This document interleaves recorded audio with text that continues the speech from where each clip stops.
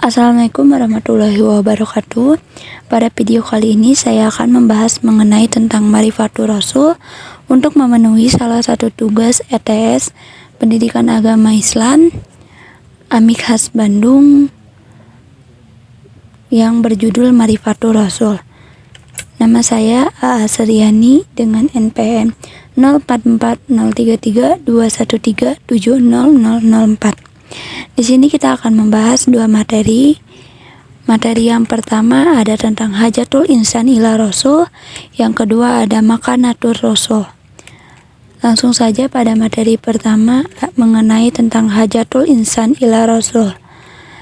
Hajatul Insan ila Rasul yang pertama ada Al-Insan, yang artinya Al-Insan atau manusia adalah ciptaan Allah Subhanahu wa Ta'ala yang diberikan banyak kelebihan dan keutamaan dibandingkan dengan makhluk Allah lainnya.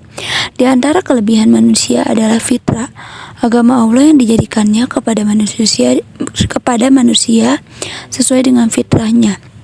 Kata Al-Insan dapat menunjukkan pada proses kejadian manusia, baik proses penciptaan Adam maupun proses manusia yang bertahap secara dinamis dan sempurna di dalam rahim. Kata Al-Insan tidak hanya merujuk pada dimensi mental, tapi juga dimensi fisik.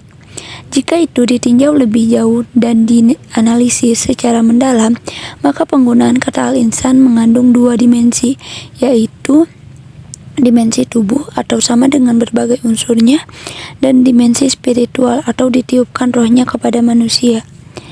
Yang kedua ada fitrah. Fitrah yang ada pada manusia dapat menilai baik buruk tingkah laku masyarakat ataupun dirinya. Ini disebabkan karena fitrah dimiliki oleh manusia semenjak ia lahir, baik dilahirkan oleh ibu bapak kafir ataupun jahiliyah. Kecenderungan yang baik senantiasa membawa manusia ke arah Islam, seperti pengakuannya kepada Allah sebagai pencipta. Perubahan fungsi dan peranan fitrah ini terjadi karena pengaruh lingkungan, termasuk pengaruh ibu, bapak, ataupun lingkungan sosial, yang menjadikan manusia berubah dari fitrah kepada Nasrani, Yahudi, dan Majusi. Juga disebabkan oleh pengaruh ibu bapaknya. Fitrah sendiri dibagi menjadi dua. Yang pertama ada wujudul khaliq, atau artinya kewujudan pencipta merupakan sesuatu yang tidak dapat diingkari. Manusia pada dasarnya mengakui perkara ini. Allah telah berfirman di Al-Quran, bahkan Allah sudah mengakui dalam Al-Quran tersebut, bahkan kepada orang kafir sekalipun. Perjanjian manusia ketika dalam rahim ibunya juga menyatakan bahwa alastu birabbikum qalu bala syahidina. Yang kedua ada ibadatul khaliq. Manusia secara umum mendapatkan perintah dari Allah untuk mengabdi kepadanya. Yang ketiga ada hayatul munadoma. Petunjuk dari Allah adalah untuk memandu manusia ke arah yang baik. Dari yang ketiga ada hidayatul rasul. Jika kita hendak mengikuti perintah Allah, maka kita mesti mengikuti perintah Rasul. Hidayatul Rasul dibagi menjadi dua. Yang pertama ada Ma'rifatul Khaliq. Petunjuk Rasul digunakan untuk mengenal Allah. Mengenal Allah juga dapat dilakukan dengan cara memperhatikan dan memikirkan alam sebagai penciptaannya, melihat gunung-gunung, hewan, dan sebagainya. Merupakan cara untuk mengenal Allah melalui ayat karunia-Nya. Yang kedua ada Minhajul Hayah. Petunjuk Rasul juga digunakan untuk mengamalkan Islam yang benar dan diridhoi oleh Allah Subhanahu wa Ta'ala.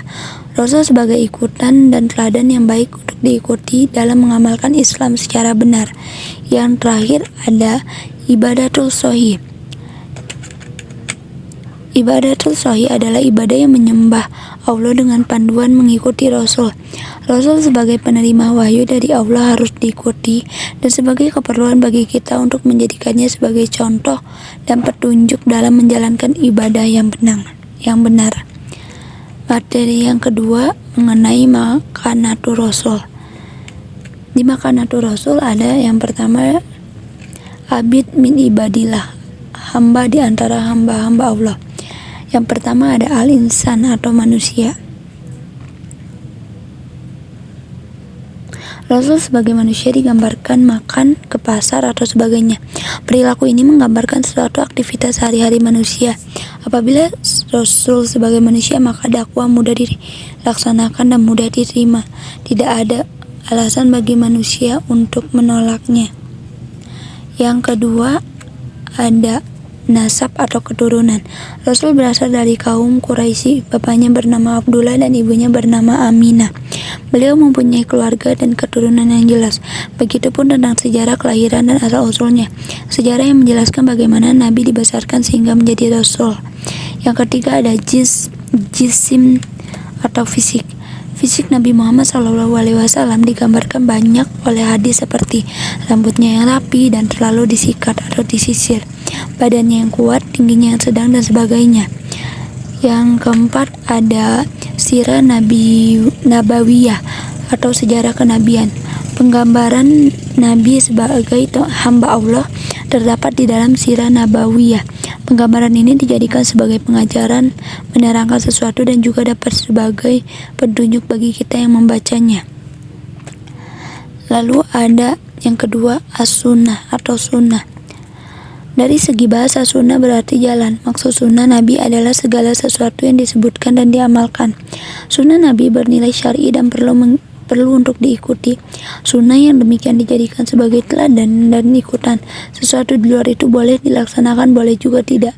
Ia merupakan sesuatu yang tidak wajib, seperti Nabi biasa menunggang unta, memakai pakaian budaya Arab, perang dengan berdagang, perang dengan pedang, dan sebagainya. Perkara ini adalah wasailul hayah atau sarana hidup yang bisa berubah dan tidak mesti mengikutinya. Yang perlu diikuti dan bernilai sunnah dalam yang bersifat minhajul hayat atau petunjuk hidup. Sunnah ini dijadikan sebagai fihakan untuk rujukan beramal atau mengambil keputusan. Sekian dari saya, mohon maaf ada kesalahan dalam pengucapan maupun pembacaan. Wabillahi taufiq wal hidayah. Wassalamualaikum warahmatullahi wabarakatuh.